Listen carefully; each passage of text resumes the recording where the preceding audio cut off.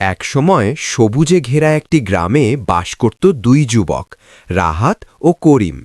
তারা একে অপরের প্রতিবেশী হলেও ভীষণ শত্রু ছিল।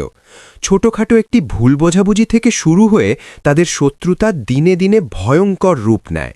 কেউ কারো মুখ দেখতে চাইত না, চোখাচোখি হলেই তর্ক শুরু হতো।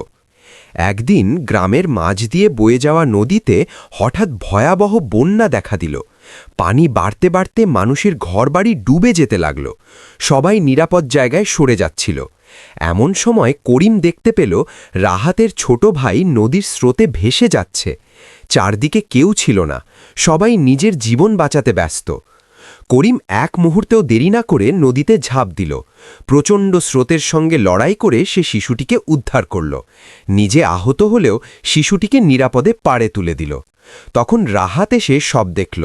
তার চোখে পানি চলে এলো। এতদিনের শত্রু আজ তার পরিবারের জীবন বাঁচিয়েছে।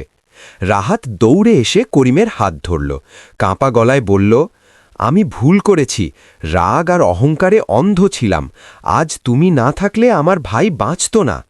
করিম হালকা হাসল, বলল, শত্রুতা মানুষকে ছোট করে দেয়, কিন্তু মানবতা মানুষকে বড় করে। সেদিন থেকেই তাদের শত্রুতা শেষ হয়ে গেল। তারা বুঝতে পারল, একটু ক্ষমা, একটু ভালোবাসা অনেক বড় বিপর্যয় ঠেকাতে পারে।